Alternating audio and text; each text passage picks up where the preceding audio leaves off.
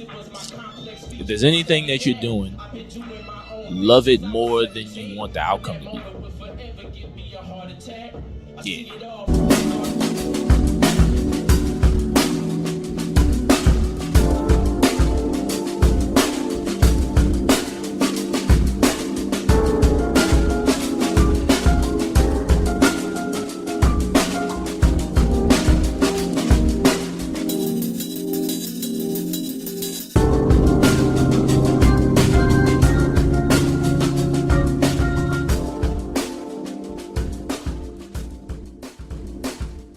Welcome back to Fête de Void, Third Coast Podcast. This is 2025 Fête de Void, and today we're joined on the show with Alfred Banks, hip-hop artist straight out of New Orleans, known for his high-energy performance, sharp storytelling, and unique, fresh style of hip-hop, from touring nationally to repping the Crescent City. Alfred has been carving his own lane in the music world and industry. And welcome to Third Coast Podcast, bro. Thank you for having me, man. We're very, very excited to be here, finally, after a 3-hour trip. For sure. So y'all just packed up and came straight here? Literally, as I'm doing this interview, we just got in 17 minutes ago. How was your trip up? It was fun, man. DJ Novi, my dog, we just in the car, just talking, chopping, listening to J Electronica. It was really cool. Really fun. Nice. Is this y'all's first Void? Nah, I played Void last year in another outfit, and then a couple years before that, I can't remember when, but I played solo first, and I played when I was in a duo, and then I playing this year. So it's like my third one. Oh, so you're pretty used to Oakdale then? No. well, just the Void then. Yeah, for sure. Yeah, we're bouncing around. We're coming late night for y'all on all the platforms, YouTube, and everything. Kind of tired, everybody, but I'm going to roll through this. I got a few questions I want to ask you. For sure, and I didn't even take, I knew lighting would be a thing, but I couldn't see my notes either. Did you grow up in New Orleans? Born and raised. Uptown, 12 Ward. What Ford? 12. Oh, all right. 12 Ward, yeah. How do you think New Orleans culture shaped your music? New Orleans culture shaped my music in the way of hard work.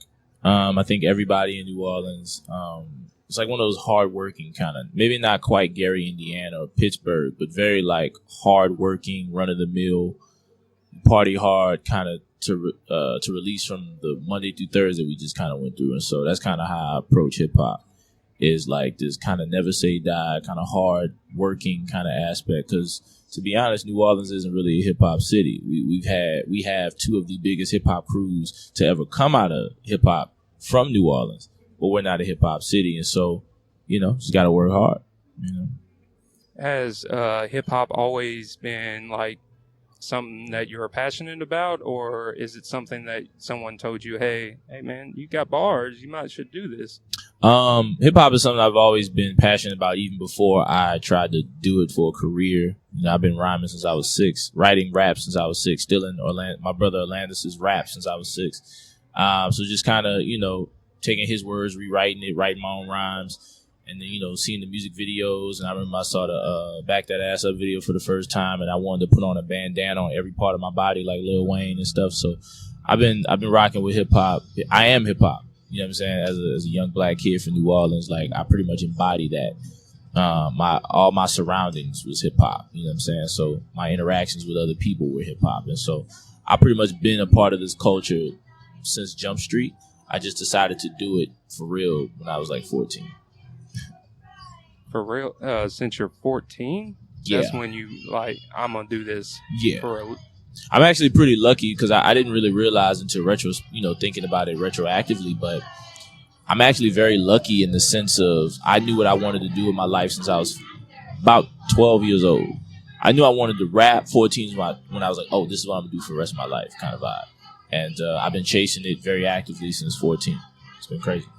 And you're doing nice work, too, from what I've seen. Yeah, you get... sometimes I catch myself just scrolling through your reels, just like And then next thing I know, I've already listened to 7, 8 different come on, man. That's beautiful. different sets that you've done. And I know this is kind of early. I want to know about the feet. What is up with the feet shoes? Oh, well, Is that real shoes or is that just some they're prop you slippers, put- yeah. Oh, they're slippers? Yeah, so it's this designer named Iman Potato, and he dropped a foot shoe probably like I want to say like 7, 8 years ago.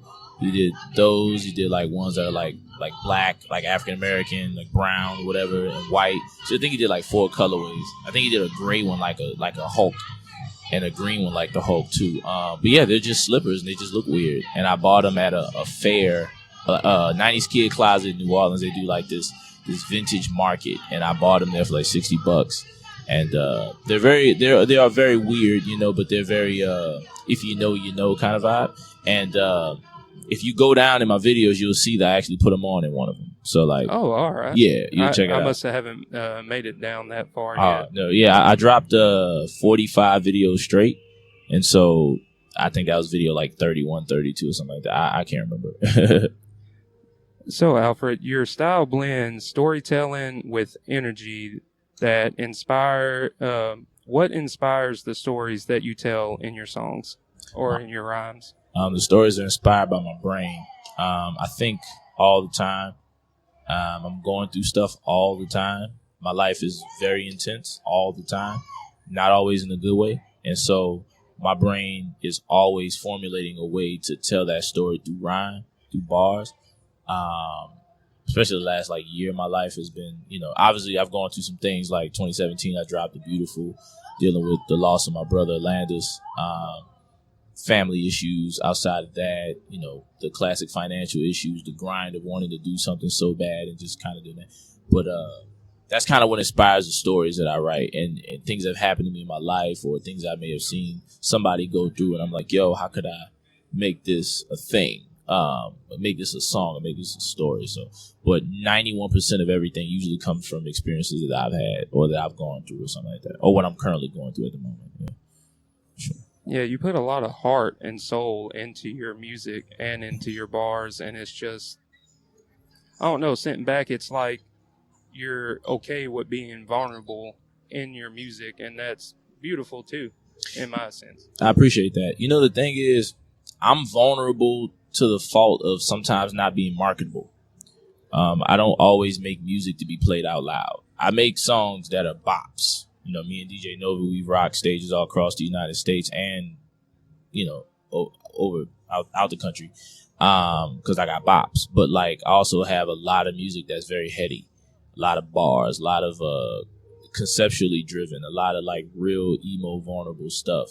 And that's my bread and butter. That's kind of like what I do. I can always, you know, I can make a bop, good chorus, some dope bars, some easy stuff to kind of, you know, I pride myself on being a versatile MC, but being vulnerable is pretty much where I'm in my sweet spot. I'm an emo guy, you know what I mean? I suffer from bipolar disorder and depression, so I going through a bout of that right now and figuring out ways to like how to make it come through artfully, you know what I'm saying? So yeah, it's actually very interesting to be that vulnerable.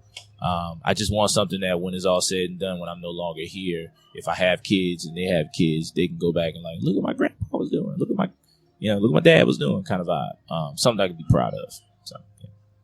That's beautiful. And just in so many ways, more than one, is just amazing. And I just want to thank you again for taking time and making sure to be a part of the show. Of course, our local Oakdale podcast. Oh, man. I'm pretty sure that you've been on many podcasts before. I have, yeah, no doubt. Nah, you know, the thing about it is if somebody takes the time to reach out and hit me up, you know, if it's in my wheelhouse, I'll do it. You know what I'm saying? I always want to make sure to show love and, you know, get that energy because I appreciate that. No matter how big I get or whatever the case may be, I'm always still very appreciative of people that just press play on a song or press play on a reel or something like that, or like what, you know, or want to interview me or want to put me on their stage or something like that. So shouts to Fet the Void, shouts to Third Coast Podcast. You know, I'm always grateful for stuff like that. You know? So you said that you have toured all around the United States and outside the United States. What's the furthest you have performed? Hamburg, Germany. You performed in Germany? Yeah. I played Reeperbahn Festival in 2017. Yeah. Nice. Did you drink any German beer while you're over I don't there? drink. Oh. I don't drink or smoke or indulge. I ate wild. I ate wild Nutella crepes. I actually got very sick. I ate like 7 of them. They were so good, and I threw up. I ate so many crepes. It was crazy. It was banana and Nutella crepes. I ate like 7 of them joints back to back to back to back to back to back, and I literally vomited. It was crazy. And then, do you have the taste for crepes anymore? Oh, I love crepes. I just got Nutella wasted. Is all.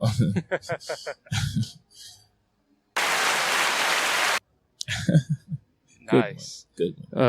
Big shout out to Charlene. She loves Nutella.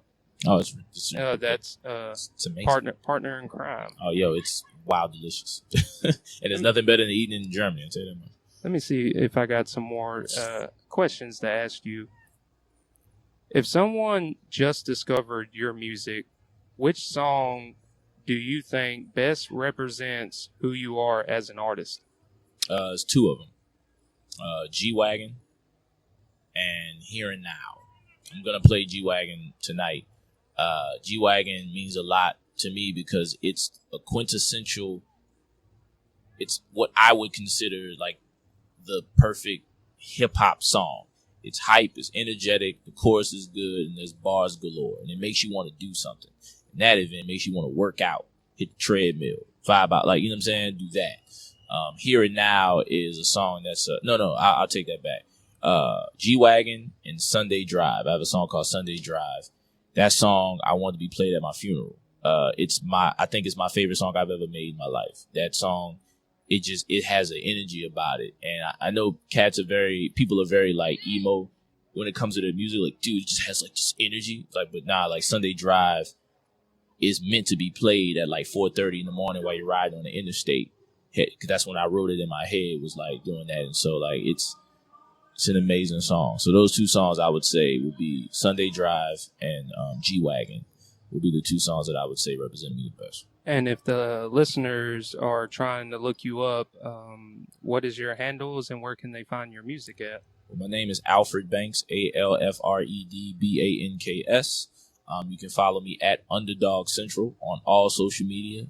The exact way you spell that, Underdog Central, all one word, no spaces. And that's everywhere. So if you look up Alfred Banks or look up Underdog Central, I'll pop up. And you can check out the stuff that's on Spotify, Apple Music, SoundCloud, Tidal, Deezer, whatever you listen to, YouTube.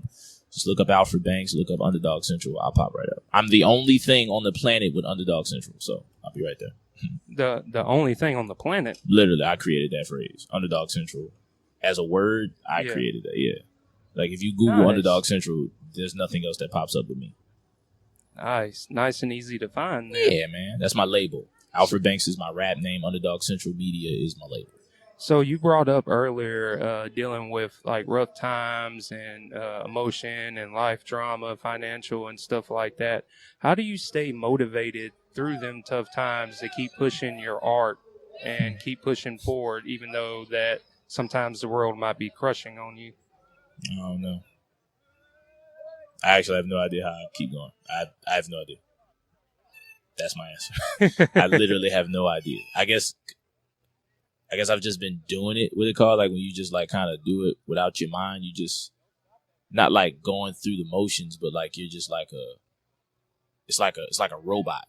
It's like you program this robot to do this thing, and then you can just take the step. You could take the foot off the pedal, and it will just continue to do it. It's kind of how I am right now. I'm in autopilot. I'm in autopilot right now. This is probably the most intense my life has been, the most unhappy I've been in a very long time. But I'm doing some of the biggest shit of my career. It's so crazy. I can't really enjoy it like I want to.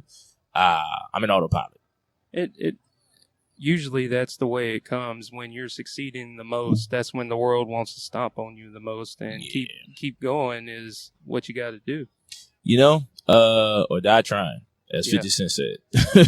It's I definitely don't want to get shot like 50 Cent did. No, but I will say that I am grateful for the life that I have. I just wish I could enjoy it a little bit more. Nah, I feel that. Facts. I feel that. How long do we got left before you gotta go set up? I got about a smooth 5 more minutes before we gotta head over to the Okay. So, looking back on your past performances that you have done, is there one performance that sticks out above the rest that you can say that was just this magical moment? There's a couple, man. I can't narrow it down to one. Man, I played in Germany. I'd never been that far. So I was like, oh, snap. So that was cool. My very first show with the Louisiana Philharmonic Orchestra. We're doing it again this year in a couple weeks, actually. But the first time I did it was my first sold out show in New Orleans. I'd never sold out a show. We sold 200 tickets. It was crazy. I was so hyped. Jazz Fest last year. My very first show, Jazz Fest. I hate to even mention it, but I was in this duo called Sass Kicks Ave, and we played the Super Bowl this year. So I played the actual Super Bowl, which was like nuts. Man, this Yeah, I was staying away from that. Oh, that's fine. Yeah, and that'll be the only time we mention it. But yeah, Super Bowl, Jazz Fest, the Philharmonic, Germany. When me and Novi, Detroit or Charlotte?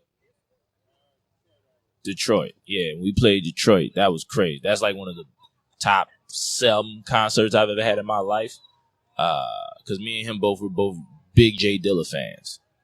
And so that was my first time in Detroit. Your first time in Detroit? That was for DJ Novi's first time in Detroit too.